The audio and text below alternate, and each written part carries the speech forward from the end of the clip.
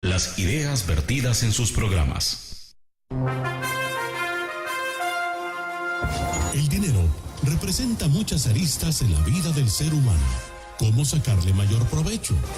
¿Cómo hacer una planificación financiera positiva?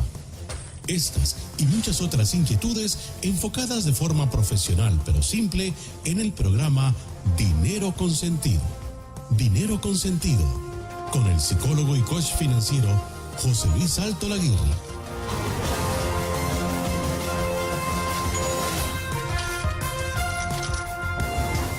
Buenos días, amigas y amigos de Radio Centro, la radio completa. Bienvenidos un día más a este su programa Dinero con Sentido, el programa para dar sentido a su dinero. Les habla José Luis Altolaguirre. Bueno, hoy un día cubierto y además que ha generado muchos choques. Ha generado choques de carros, pero también tenemos en la prensa, en la calle, choques políticos y económicos que también queremos hoy abordar en nuestro programa. Antes de entrar en materia, bueno, realmente tengo que hacer una necesaria referencia a la selección. ¿Estarán también de huelga? No sé. Bueno, lo vamos a dejar ahí en entredicho antes de presentar a nuestro invitado de hoy. Y también antes de comenzar nuestro programa, quiero dejar y hacer llegar hoy a nuestro compañero de fatigas de todos los viernes, don Daniel Suchar, que es su cumpleaños. Así que vamos a desearle feliz cumpleaños. Luego, don Denis, si es posible, hasta le cantamos cumpleaños feliz, ¿eh? Bueno, muy bien, amigas y amigos radioescuchas, hoy traemos a nuestra mesa un tema que sigue siendo, lamentablemente, sigue siendo de actualidad, que es toda la problemática que hay en torno a la huelga, de la cual llevamos ya más de 30, casi 40 días en nuestro país.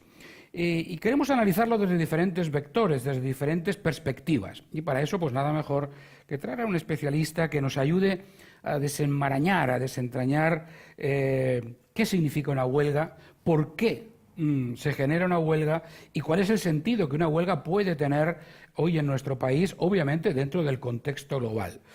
Nos acompaña para ayudarnos en este camino don Fernando Lara Gamboa. Él es abogado, especialista en Derecho Constitucional por el Centro de Estudios Constitucionales de Madrid. Bienvenido a Dinero con Sentido, don Fernando. ¿Cómo está? Muy buenos días, don José Luis. Primero que todo, agradecerle a usted por la invitación. Realmente muy feliz de estar aquí con ustedes. Un saludo cordial a todos los radioescuchas también. Pues nada, don Fernando, comencemos el camino. Comencemos el camino. Un camino complicado, ¿verdad? Camino...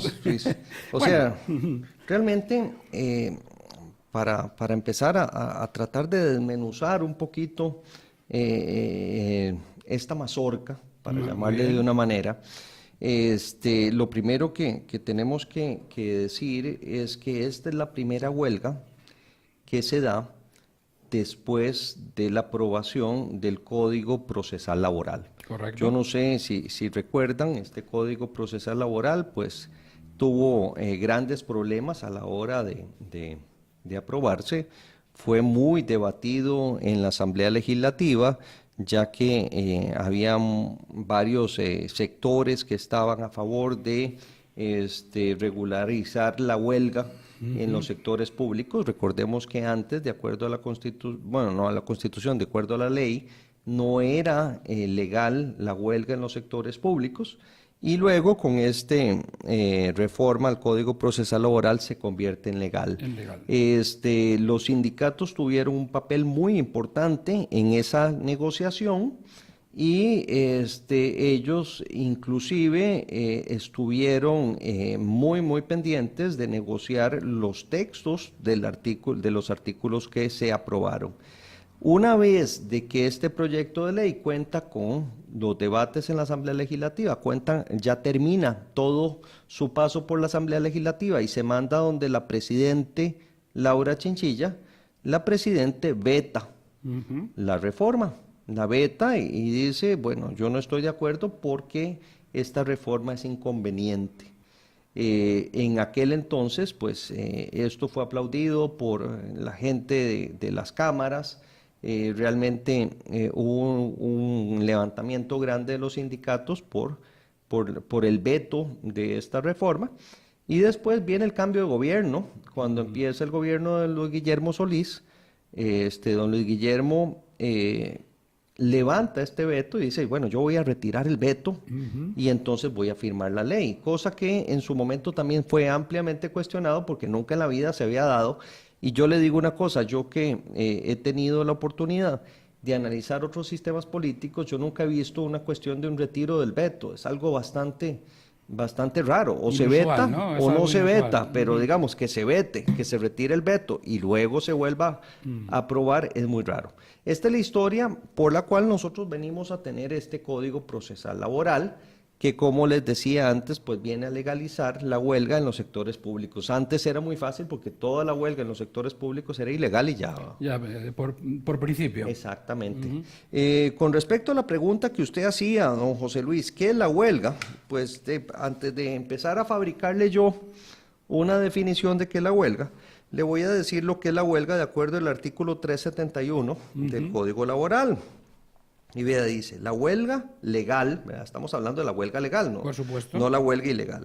Es un derecho que consiste en la suspensión concertada, ojo y esto, y pacífica del trabajo en una empresa, en una institución, en un establecimiento o un centro de trabajo, acordada y ejecutada por una pluralidad, ya se me enredó la lengua, de 3 personas trabajadoras como mínimo, que representen más de la mitad de los votos emitidos conforme al 381. El 381 es el que habla de que el sindicato se tiene que reunir y que tiene que representar, etcétera, etcétera. Entonces aquí lo más importante es que, bueno, consiste en la suspensión concertada y pacífica del trabajo.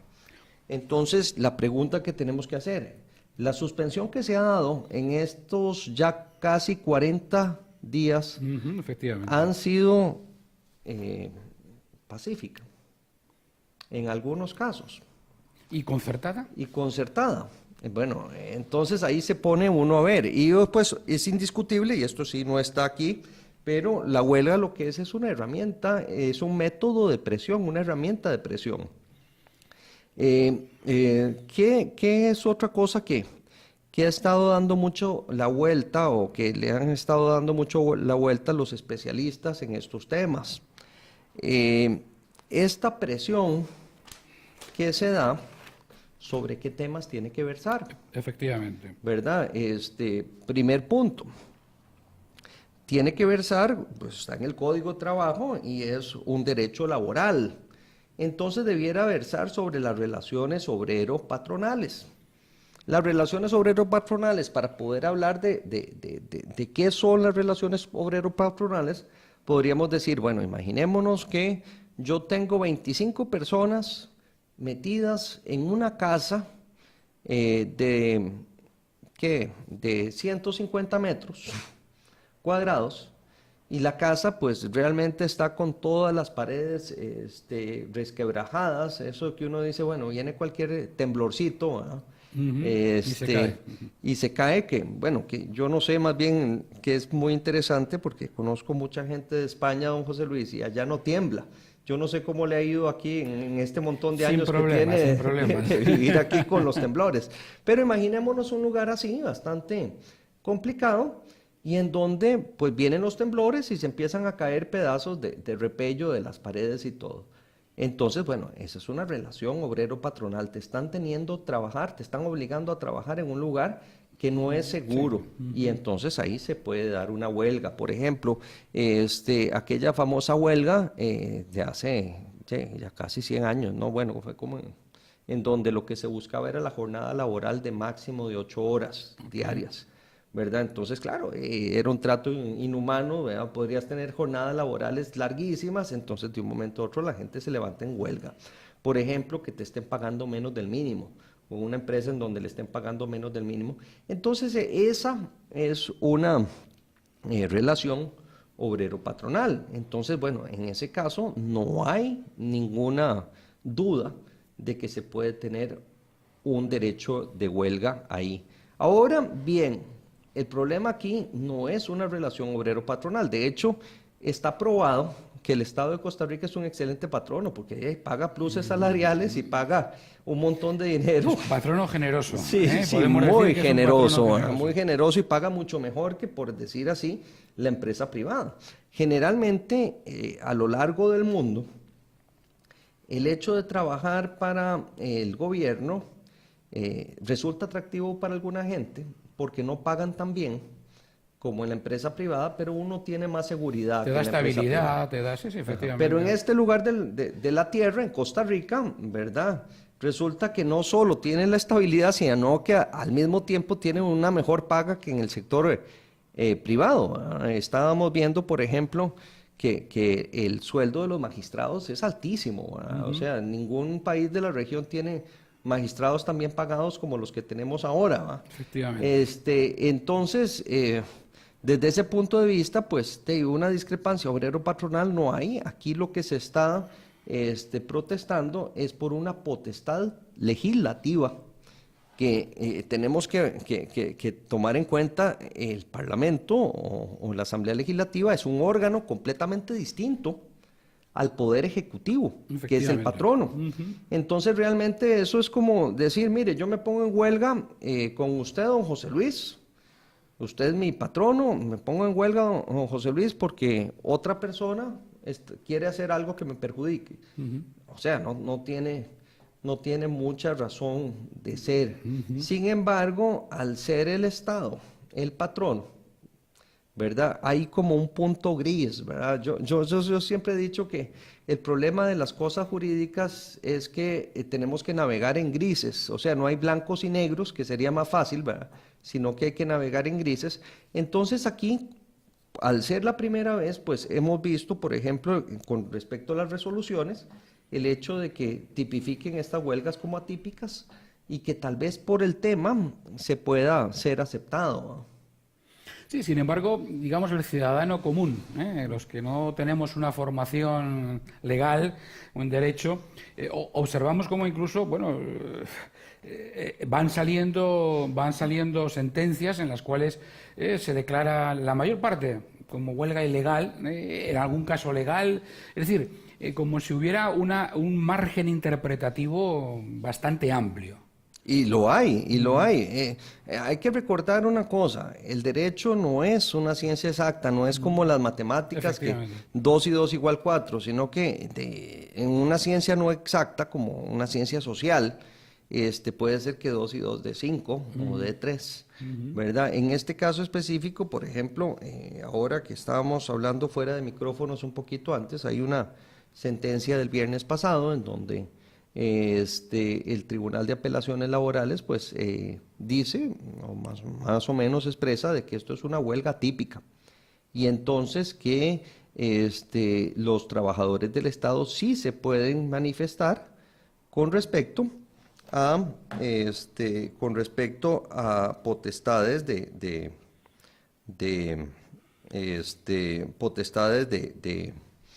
legislativas, ¿verdad? Por ejemplo, y pone de ejemplo casos que han habido en Europa, como yo no sé si usted recuerda, en Inglaterra una vez que se estuvo y se cerró el metro durante 3 días, ¿verdad? Que era como una demostración, se cerraba el metro durante 3 días, se decía que eran 3 días, no 40, y entonces dice que eso sí, ese tipo de manifestación y ese derecho a estar sindicado y el derecho a manifestarse sí es legal. Entonces, bueno, nos esclarece un tema que nosotros no lo teníamos claro. Independientemente si estemos de acuerdo o no estemos de acuerdo, pues ya el Tribunal de Apelaciones dice sí se puede. Lo único que dice es que dice que también, de acuerdo al 22 del Código Civil, aquí en Costa Rica ha habido un abuso de ley, es decir, un abuso del derecho. Se tiene el derecho de huelga, se puede hacer ¿cómo se llama? Una huelga en contra de una potestad legislativa cuando tu patrono es el Estado. Lo que no se puede es que dure 40 días. Entonces, claro, lo que dicen aquí es, bueno, miren, si es el metro, digamos, por ejemplo, ponen de ejemplo el metro en en Inglaterra. Bueno, lo cerraron 3 días de huelga, pero ya la gente sabía que iba a estar cerrado 3 días. 3 días, pero no 40. Y ya, no 40, no es porque digamos, una cosa es un método de presión y otra cosa es quebrar al patrono, ¿verdad? En este caso, a mí me parece que es peligrosísimo, ¿verdad? Que por una dirección irresponsable tal vez de alguno de los dirigentes y que también puedan ocupar los artículos legales en su beneficio, porque también hay que decir una cosa, ahora la gente le va a echar la culpa a los jueces.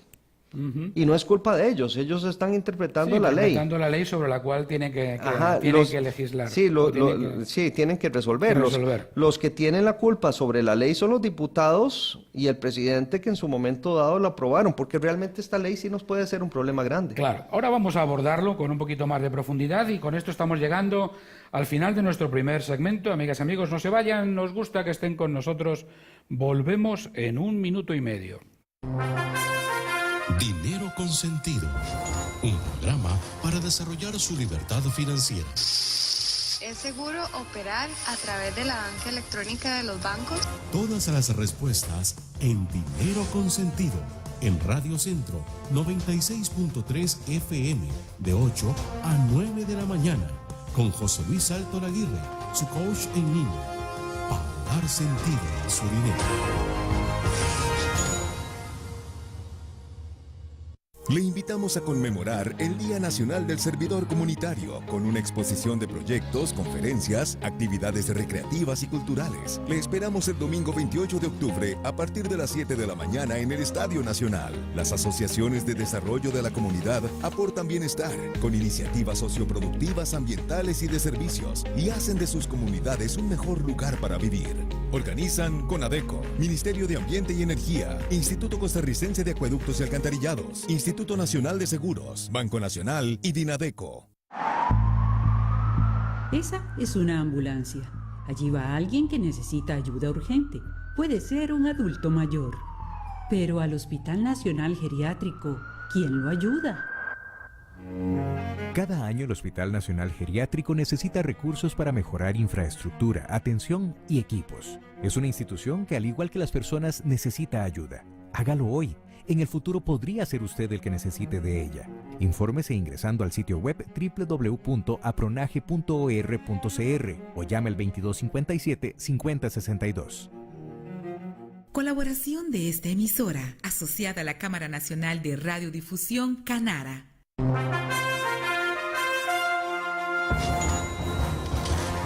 Amigas y amigos de Dinero Consentido, aquí estamos de nuevo con ustedes. Hoy estamos compartiendo con don Fernando Lara Gamboa, nuestro especialista constitucionalista que nos está ayudando a entender, a profundizar un poco en este fenómeno de la huelga, un fenómeno social, constitucionalmente aceptado, recientemente vuelto a regular, y que hoy lo estamos viviendo en las calles de Costa Rica. Y quizá comentábamos un poco, don Fernando, cuál sería un poco la visión, porque sin duda alguna yo creo que la convivencia ciudadana no solamente es un tema de exigir derechos. Tengo derecho a la huelga y la ejecuto, ¿vale? Sino también de respetar derechos y sobre todo de tener en muchos casos una visión por encima de mis propios intereses. No sé en qué medida esto, incluso el juez que tiene que tomar una decisión, toma en cuenta todas estas variables o solo se atañe a una interpretación lo más verosímil posible de la legislación, ¿no? Porque evidentemente usted ponía el ejemplo, ¿no? del metro de Londres. Bueno, lo cierro 3 días, sé que durante 3 días el ciudadano toma sus previsiones, pero realmente aquí no sabemos el tiempo que, por ejemplo, el sistema educativo va a estar cerrado. ¿Hasta cuándo? ¿Cuál es la moneda de cambio? Pero más allá incluso, si las nuevas dificultades que están apareciendo en relación con la aprobación del paquete fiscal se prolongan, el efecto sobre todos los costarricenses va mucho más allá que lo que puede percibir un grupo concreto, ¿no? Un grupo concreto de costarricenses. Es decir, ¿cómo metemos todo esto dentro de un derecho de huelga, pero ¿dónde pongo también las obligaciones que como ciudadano tengo recogidas también en la Constitución? No, hay un principio general del derecho que dice que el derecho de uno llega hasta donde empieza el derecho de otro. Para poderlo explicar de una forma más llana, nosotros tenemos un problema fiscal muy grande. Muy profundo. Muy profundo, porque, pongámoslo así, durante años, siempre que se ha negociado con los sindicatos, se ha hecho, yo desde que tengo uso de razón, yo me acuerdo de que nosotros teníamos anualmente un número determinado de días de vacaciones y un número de expectativa de días de huelga del sector de educación, porque siempre todos los años habían huelgas. Cada vez que se trataba de levantar esas huelgas, por decir así, para poner un ejemplo, el Estado, que traía un saco en sus espaldas, pues se echaba encima unas cuantas piedritas para poder contentar a estos sectores de presión y así poder seguir adelante. Y claro, si uno se pone en las botas, uno trata de interpretar la manera en que pensaban los ministros del momento. Tenés un problema de huelga, le vas a dar algunas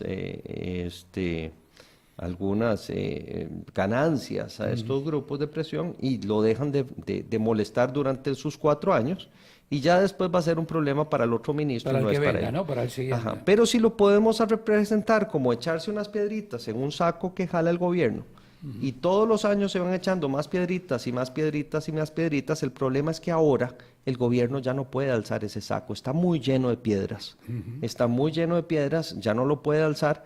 Realmente ha cambiado la dinámica. Ahora el funcionario público no es simplemente un funcionario en donde tiene mayor estabilidad, sino que al mismo tiempo tiene en muchos casos una remuneración abusiva con respecto a los demás, y también se dan grandes desigualdades e injusticias, ¿verdad? Por ejemplo, en cualquier lugar del mundo, pues un guarda generalmente gana igual que otro guarda. O sea, si 2 personas hacen la misma función, debieran ganar igual. Aquí, de acuerdo al sistema que tenemos de pluses, un guarda que tenga 20 años de ser guarda gana más del doble que un guarda que está recién entrado. ¿Y por qué? ¿Verdad? Y puede ser que el otro guarda, el que gane el doble, pues no está haciendo bien su trabajo porque ya se acostumbró y va a tomar café y no cuida, y el otro tal vez sí lo está haciendo con muchas ganas. Eso es un problema. Eso es un problema porque el tico, para el costarricense, siempre ha sido una forma de ser, el no ponerle el nombre a las cosas. No les ponemos, no les llamamos a las cosas por su nombre. Por ejemplo, cuando se ha querido hacer un aumento al salario de los funcionarios públicos, ¿por qué no dicen, mire, le vamos a hacer un aumento al salario de los funcionarios públicos? No, el salario sigue bajo. Lo que le ponen es un plus. Un plus. Entonces la gente no dice, no subieron los salarios públicos. Bueno, no, le dieron una anualidad, o le dieron esto, o le dieron el otro. Y llegamos al ridículo. Por ejemplo, ayer estaba leyendo en algún lado que dentro de los salarios de los magistrados, pues el salario del magistrado, el salario base, no llega casi a 2 millones de pesos, o es como 2 millones de colones, mientras que lo que reciben al final son casi 8. O sea, y todo lo demás son pluses, que carrera profesional, que prohibición, que ¿cómo se llama?, que anualidades. Entonces uno se pone a pensar, bueno, lo que se viene haciendo durante años es que se vienen subiendo los salarios, pero usando herramientas diferentes a subir los salarios. ¿Para qué? Para decir a la opinión pública, no, mire, no estamos subiendo los salarios, pero sí se está haciendo, más o menos, y esto tal vez usted lo maneja mejor que yo, porque usted es un hombre de números, don José Luis, pero por ejemplo, cuando se habla de cuál es la recolección de impuestos que tiene Costa Rica, se compara con otros países de la región y dicen que Costa Rica no recolecta por razón de impuestos tantísimo dinero como los demás países de la región. Así es. Con respecto al PIB. Pero nadie mete la caja ahí. Claro. Cuando, por ejemplo, en los países europeos, todo lo que es la seguridad social se costea por la recolección de impuestos. Entonces, si usted suma la caja a la recolección de impuestos normales, Resulta que aquí en Costa Rica estamos pagando más impuestos que en un país europeo, porque la caja es carísima y es un impuesto al salario. Lo que pasa es que la gente no dice que la caja es un impuesto al salario, dice que es la caja. No, los impuestos que se pagan son bajos, o sea, la caja eso es otra cosa. Entonces, claro, eso es un problema que nosotros los ticos tenemos, de tratar de dividir las cosas y no llamarlas por su nombre, ¿verdad? Ahí es, sí, yo creo que es uno de los temas que estamos en el momento de poder deshojar la margarita y de realmente poder llegar a acuerdos. Y acuerdos que son absolutamente necesarios, ¿no? Porque probablemente a mí el tema que realmente me preocupa es que esto se vuelva en un elemento dilatorio en donde empecemos a discutir sobre la forma y no sobre el fondo. Y esto es muy dado en muchas oportunidades también, y usted es abogado, en los ámbitos legales, ¿no? Donde olvidamos ya realmente qué es lo que estamos discutiendo para ver si la coma estaba bien puesta o mal puesta, y realmente no abordamos el problema de fondo, que el problema de fondo es un problema de convivencia, es un problema de solidaridad, es un problema de modo de vida, en el cual, por supuesto, tiene que estar regulado. Bueno, yo creo que mucho también de egoísmo, ¿eh? Claro. Porque o sea, se está haciendo egoísta y se está viendo el asunto de que mientras yo esté bien, no me importa que los demás no lo estén, ¿verdad? Por ejemplo, aquí viendo, también viendo esta sentencia, una de las cosas que me preocupan es que, por ejemplo, la sentencia dice que no se debe descontar los días no laborados a los empleados públicos. Esto lo está diciendo en una sentencia de apelación, ¿verdad? Ya es en firme, ¿verdad? Y dice que es de acuerdo al artículo 379, es decir, un artículo que se aprobó por parte de la Asamblea Legislativa y que se firmó por parte del presidente. Y dice, la terminación de los contratos de trabajo o en su defecto el rebajo salarial o cualquier otro tipo de sanción solo procederá a partir de la declaratoria de ilegalidad de huelga. Entonces, claro, los jueces interpretan que este artículo lo que dice es que usted no puede empezar a hacer rebajos hasta después de que sea declarada ilegal. Bueno, ¿y los 40 días anteriores qué?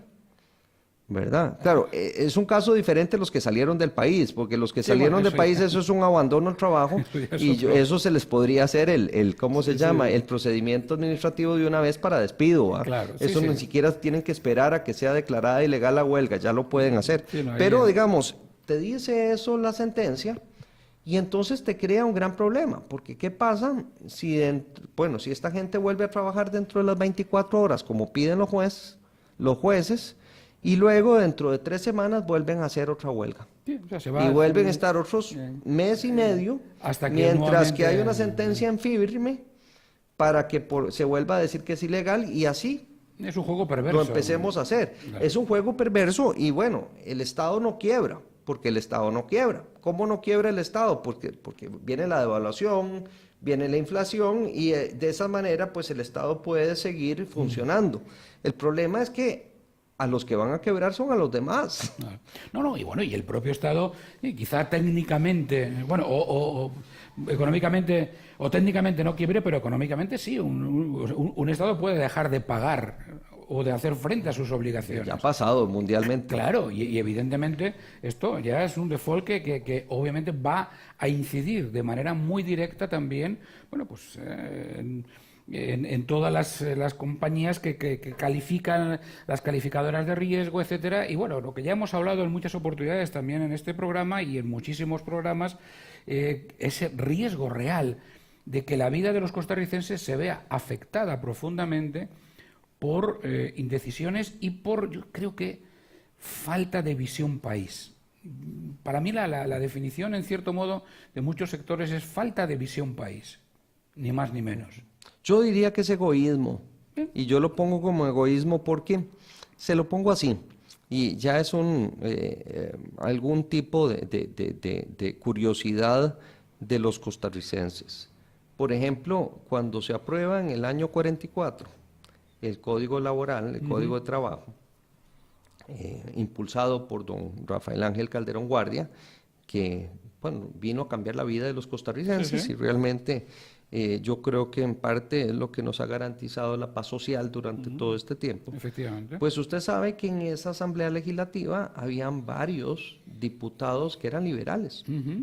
Liberales, ¿verdad? Sí, sí. Y si usted se pone a pensar, un diputado liberal votando a favor del Código de Trabajo, usted probablemente me va a decir, no, mira Fernando, seguramente estos liberales no votaron a favor del Código de Trabajo.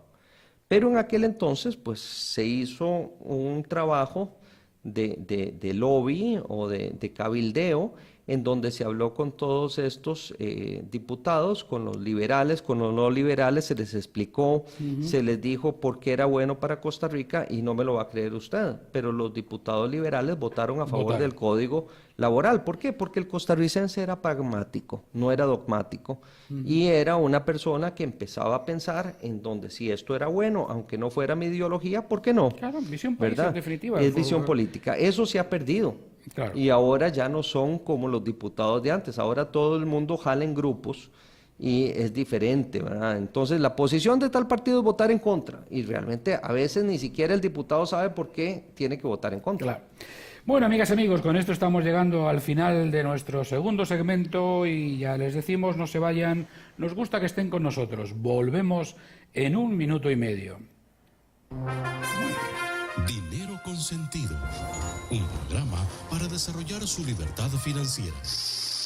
¿Cuáles son las cosas más importantes que debo tener en cuenta para empezar un proyecto como emprendedora? Todas las respuestas en Dinero Consentido, en Radio Centro 96.3 FM, de 8 a 9 de la mañana, con José Luis Salto Laguirre, su coach en línea, para dar sentido a su dinero.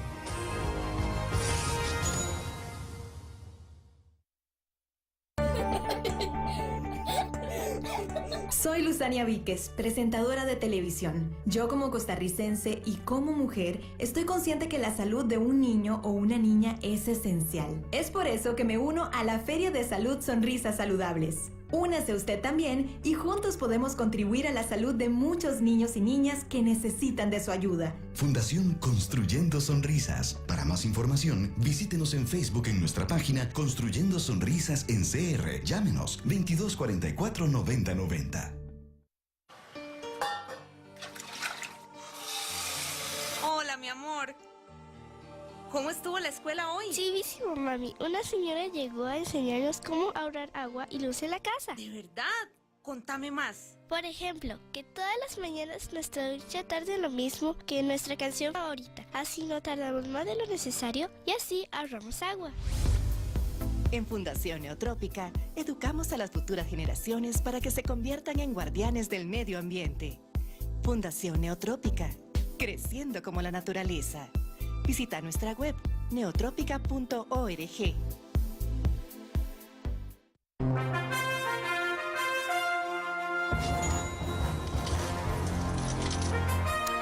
Amigas y amigos de Dinero Consentido, aquí estamos de nuevo con ustedes, hoy dialogando, hablando con don Fernando Lara Gamboa, abogado constitucionalista, que de alguna manera nos está ayudando a entender y a profundizar este fenómeno social de la huelga, pero sobre todo viéndolo desde diferentes perspectivas, ¿no? Porque no se trata solamente de ver la huelga en sí misma, sino todo lo que le rodea. Y parte de lo que le rodea, hoy quiero traer a colación y poner encima de la mesa, don Fernando y queridos radioescuchas, también algunas de las declaraciones que los medios de comunicación impresos también nos facilitan, como el caso de La Nación. Esta declaración del presidente de la Corte, en entrecomillado, viene a decir: entonces, ahora el Poder Judicial debe resolver la pobreza. Es algo así como una ironía, pero que debajo de esto también probablemente dice también: nosotros, clase media, vamos a resolver la pobreza del país. Y también después algún título en el que se afirma, dice: la Corte se opone a plan fiscal porque toca sus salarios. Bueno, ¿qué podemos leer entre líneas de todo esto, don Fernando? Porque con respecto a la primera declaración de la Corte, y entonces nosotros vamos a resolver el problema de pobreza. Imaginémonos tal vez esa decisión, esa declaración en una casa. en una casa en donde están mal económicamente, Ajá. y el chiquillo malcriado, que tiene una mesada muy alta, que le dan sus padres, de un momento a otro dice, mire, yo que tengo la culpa de que estemos mal económicamente, ¿por qué me quieren bajar a mí la mesada? Si yo cumplo, yo tengo traigo buenas notas. Sí, ¿no? sí, exactamente, ¿no? Y simplemente porque no hay plata. No hay plata y a ustedes durante mucho tiempo le vienen dando más de lo que le tienen que dar, ¿verdad? Entonces me parece un poco, o sea, es como una posición de chiquillo malcriado, ¿verdad? Con todo el respeto, no le estoy diciendo Sí, no. ¿cómo se llama? Sino que estoy haciendo una similitud con el muchacho adolescente en una casa que no quiere entender que en la casa están mal económicamente. Después, la Corte, pues hay muchos que sí son clase media, pero los magistrados no. No son precisamente clase ¿Verdad? media, Los ¿no? magistrados, entonces, claro, eso es una declaración muy desafortunada porque el presidente de la Corte, que tengo entendido que gana como 11 millones de colones por ser presidente de la Corte, pues viene a no sé, entre 8 y 11 millones de colones, viene a decir somos clase media. Entonces eso, pues, como dicen ustedes los españoles, les cuece a muchos, o como diríamos aquí, les arde a muchos, pues si alguien está en una mala situación económica y un señor que está ganando más de 8 millones de colones dice somos clase media, ¿de qué problema? Y luego, el punto aquí es, voy a tratar de explicarlo de la mejor manera posible o de la manera más llana. Tal vez don José Luis, si tiene por ahí la última de las, porque yo creo que se me quedó por fuera la última de las declaraciones del ¿cómo se llama?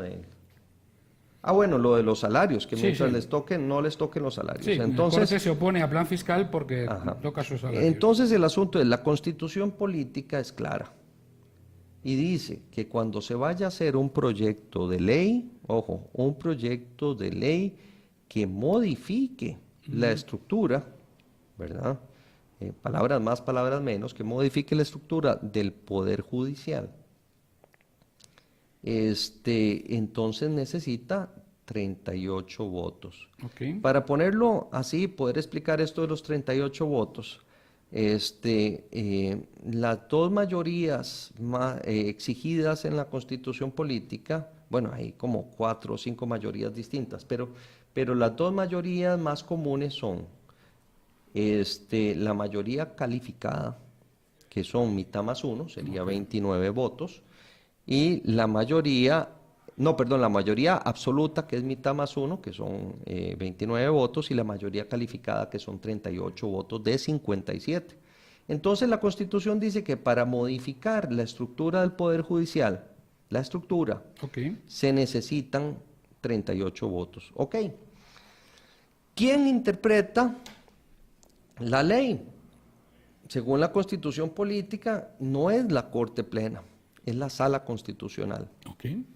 Y el que ha venido durante años interpretando la Constitución en la Sala Constitucional. Ya la Sala Constitucional en reiteradas ocasiones ha dicho que estos 38 votos se necesitan cuando se va a modificar el funcionamiento de la Corte. Y la modificación del funcionamiento de la Corte podría ser modificar su estructura, como decir, bueno, voy a quitar un número X de juzgados, o voy a poner más juzgados.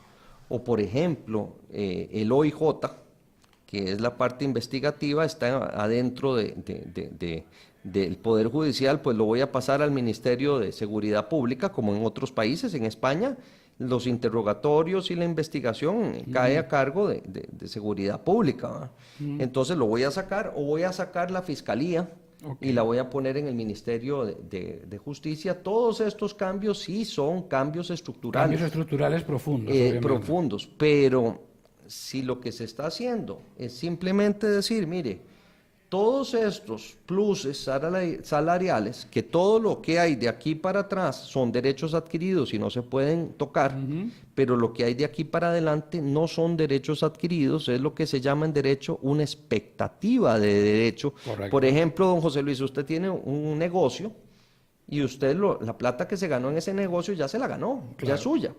Pero la plata que usted espera ganarse el año entrante, pues usted está esperando ganársela. claro. Si pueden cambiar un montón de cosas, por ejemplo... circunstancias de mercado... Sí. Si usted ve lo que vendía era calculadoras de bolsillo, pues posiblemente se va a arruinar porque ahora todos los teléfonos móviles traen la calculadora interna, ¿va? Claro. Y son cosas que pasan. Entonces, claro, este proyecto del plan fiscal lo que quería era quitar todos estos pluses salariales que están en la parte de la expectativa de derecho.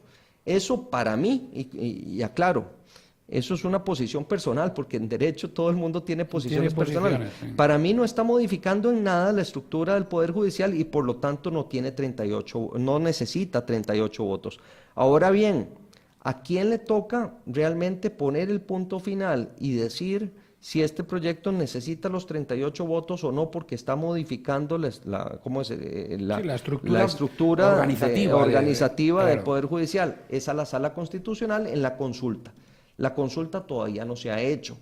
Para hacer la consulta se necesitan 10 diputados que firmen la consulta, cosa que me parece que va a darse porque hubo 22 diputados en contra del proyecto. Entonces, pues sería muy ilógico que no se hiciese la consulta, ¿no?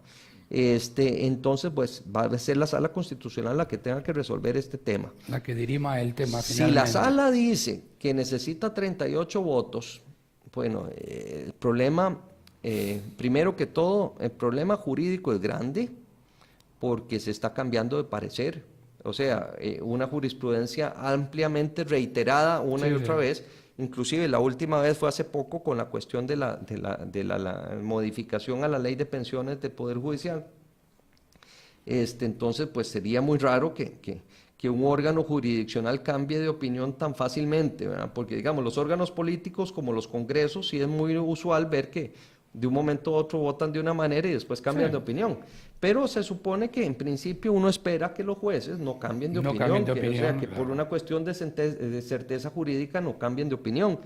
Pero entonces habría que ver a ver si van a cambiar de opinión o no. Si cambian de opinión, es un problema solo por el cambio de opinión, por la cuestión de la certeza jurídica, y después también es un problema porque habría que devolver el proyecto a comisión. Sí, volver nuevamente a comenzar. Volver a comisión, ahí ya no se puede ir tan rápido como lo que se está yendo y se tendría que poner algunos términos en algún tipo de discusión y que esto y que el otro, y luego se tendría que votar nuevamente con 38 votos y volverlo a votar. ¿Qué es lo que pasa si la Sala Constitucional dice que no se necesitan los 38 votos porque no se está modificando la estructura?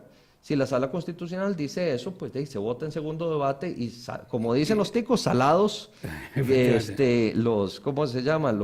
La Corte Plena, porque va a tener que apechugar con eso. Digo salados porque aquí en Costa Rica salados significa como que tienen mala suerte, ¿va? O se lo tienen que aceptar, mientras que en España más bien es al revés, es como una persona muy alegre, muy afable. Alguien salado, ¿no? Alguien así simpático, ¿no? Sí.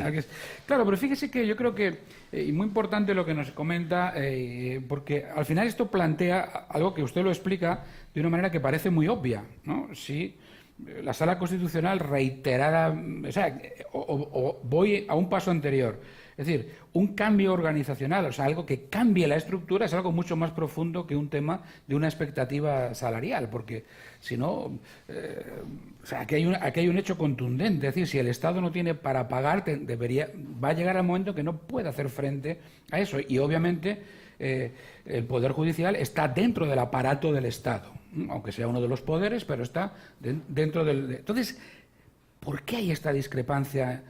¿Qué hay en el fondo de esta discrepancia que aparentemente parece tan obvia y tan sencilla? Pero esto vamos a verlo cuando volvamos de nuevo, porque hacemos aquí nuestra tercera parada, amigas y amigos. No se vayan, nos gusta que estén con nosotros. Volvemos en 1 minuto y medio. Dinero Consentido, un programa para desarrollar su libertad financiera. Yo tengo un dinerito ahorrado y me gustaría obtener mayor rentabilidad. ¿Qué debo hacer? ¿O en qué lo puedo invertir? Todas las respuestas en Dinero Consentido, en Radio Centro 96.3 FM, de 8 a 9 de la mañana, con José Luis Alto Laguirre, su coach en línea, para dar sentido a su dinero.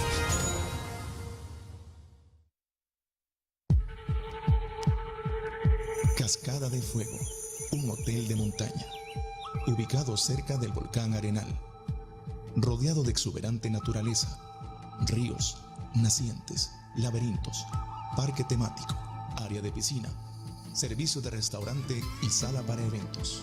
Hotel Cascada de Fuego, el lugar perfecto para vacacionar. Hotel Cascada de Fuego, en La Fortuna, San Carlos, 1 kilómetro al suroeste, carretera Catarata, Río Fortuna. Visite nuestra página web www.hotelcascadadefuego.com o nuestro Facebook, Hotel Cascada de Fuego. Teléfono 24798781. Hotel Cascada de Fuego. Simplemente hermoso.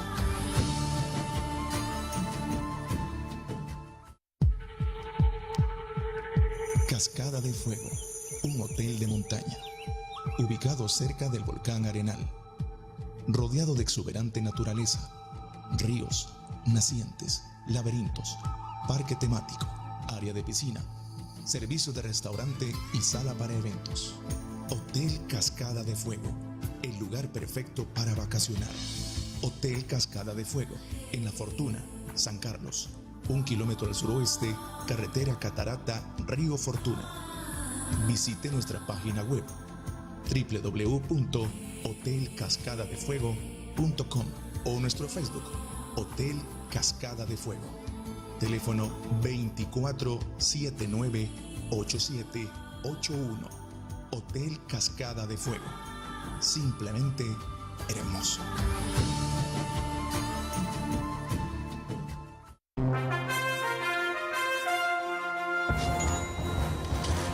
Amigas y amigos de Dinero Consentido, aquí de nuevo con ustedes, con don Fernando Lara Gamboa, abogado, experto constitucionalista, que nos está ayudando a desentrañar, no sé si a romper el nudo gordiano, esto ya lo veo más difícil, de donde estamos en estos momentos. Dejábamos una pregunta ahí encima de la mesa antes de terminar nuestro anterior segmento, don Fernando.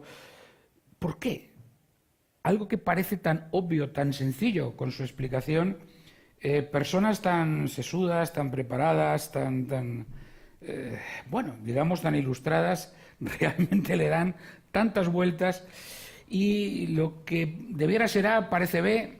¿Qué ocurre en el fondo? No hay demasiada defensa de intereses particulares, no hay resistencia al cambio, y sé que estoy poniendo ya parte de la respuesta y no quiero ponerla en su boca, pero sí me parece que el ciudadano tiene que entender que también estos problemas existen, incluso en estas instancias tan importantes del Estado. El asunto aquí es que el problema lo tenemos todos. No es que los tienen los que no tienen un cheque de gobierno cada 15 días.